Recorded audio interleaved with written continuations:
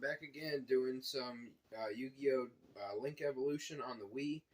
I'm going to be misplaying on my first turn. I already know this. I'm going to set up as many negates as I can here. I think I should be able to get 2 here. Okay, so you can go for the Trooper. And then tag out. Go for Destroyer, pop itself. Go for Sword Trooper, bring it back. All that fun stuff. So then at least you have 2 monsters.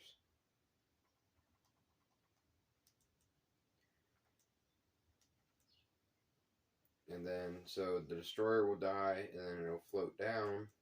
Then you can get a Dark Lady, or you could go for like a tin can if you needed to. Got a warning and an MST. So if you had Dark Lady right here, you'd bring her out and then use its effects, negate itself. Negate it with Dark Lady, destroy itself, then float down to, say, another Dark Lady, for example. So end phase, dies, effect, comes out. And then, just to make sure we have the Dark Lady, you're going to go ahead and bring her out.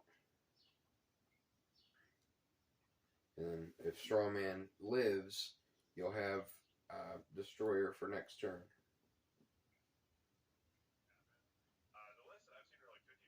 So I'm going to be listening to Where to Hand Trap by Yugioh here on YouTube. Thank you guys for watching. I appreciate it. The format's a little bit interesting, but like it's coming together and everyone's understanding like what more to play and like what the ideas are, what the lines are. So I have a more definitive video for you on where to hand trap for a lot of the new decks that we'll be seeing. So I do hope that you enjoyed today's video because there's a lot to talk about. If you haven't already checked out my sponsors over at Imperial Duelist, Dragon Shield, Gem, Cloud Supply Co., RW Hobbies and Games, Grimoire, or Chainlink, definitely go ahead and look at all of them down below in the description. Without further ado, let's hop right into our first deck. The first one we got is Yugioh. I had this as a teaser on my YouTube and my Twitter.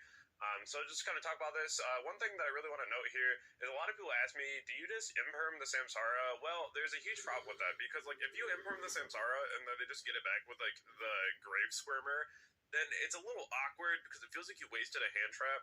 I'm probably always just going to go ahead and hit like the Yubel instead. I think the Yubel is like the best one to hit here. You can hit like the Yama, which is equally impactful, but I think hitting the Spirit of Yubel is definitely the way to go about things. Ashing Usually the Samsara Lotus is here, definitely the same thing as like, do you imperm pluses. Dryas or do you ash the spell card, the Sowing? I think it's the same instance here. You just wait for the actual card that you can ash and just ash the Lotus. It's so much better to do this instead 100% of the time. Hitting the Yubel here, the effect of float is not once per turn. The effect to search is once per turn. So definitely just go ahead and shut this down. You don't want them to getting at anything like super crazy. Because like let's say like you hit this like with Imperm and then summon Spirit Yubel and get Mature Chronicle and summon 1, they bring back the Samsara and then they just combo you anyway. Definitely not something you want to see happen. The list that I've seen are like 50-50 on Mature Chronicle, but it's still a really good card. So just ash the Samsara. Overall, it's just better. These are always going to be layered in ways that I think like the top card is better to hit. The bottom card is like the second best. So you'll see that throughout the video. But Spirit Yubel, definitely number 1, and then the Yama number 2. Ghost Ogre on Nightmare Pain. This is a crazy card. This deck auto-folds to you having Lightning Storm, by the way. So siding your Lightning Storm, side in your Duster. Very good in this matchup, especially even evenly. Bell or Crow onto the Grave Squirmer. You want to Crow preemptively, but you want to go ahead and Bell the effect of the Grave Squirmer when it happens. Moving on over to Voice's Voice, I want to talk about this because there's a lot of different ways that you can hit this deck. DD Crow, initially, you want to make sure that if they start off Diviner and you don't have anything else, they'll go Diviner, send Trias, tribute the Diviner, Crow the Diviner immediately because it'll be in a new location, they can't summon low from deck. So they'll just have a random Trias on their board, which is really nice. So this is something where you really want to make sure that you have the Crow for the Diviner when it gets tributed. Otherwise, you can like Crow the low out, or you can Crow the Saphira from the graveyard. It just depends on if you put them on being able to ritual. Now with blessings, it's a little bit easier. So hitting the Saphira is like a really low priority, at least for me. Hitting the low is just better. Even hitting the low now feels weird because of blessings. So definitely diviner, in my opinion, is going to be the best one to crow.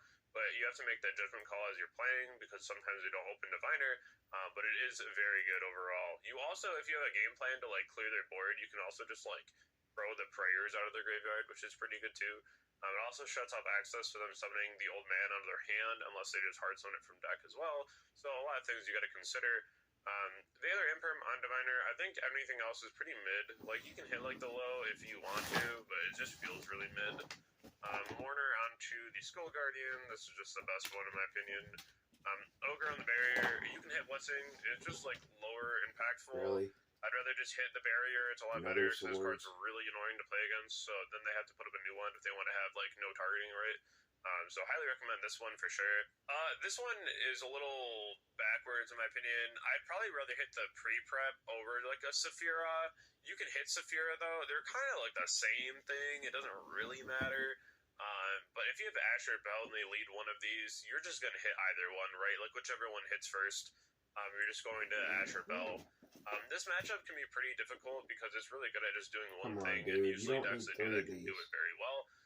So make sure that you do have a nice variety of hand traps. I cited Bell, Crow, Ogre this weekend, and I played against Voiceless Voice. They went Saphira, I belled it. They went Barrier, I ogred it. They normal Diviner, sent Triage, Tribute, and I crow the Diviner. They passed. I know I misplayed and did a lot of risks in this duel, but just I to think I'm follow up okay with a with normal doing summon it of here. Burley, so you know it's really nice, really nice. You want to make sure you have hand traps in this matchup because it can be really difficult otherwise. Tenpai. So let's go ahead and talk about this one. Ash on the Kaiman, this is just going to be standard. You really want to make sure that you can stop this in the battle phase so they can't just kill you. There you go. Baylor Imperm Thanks onto for the watching. Hydra so God they can't bless.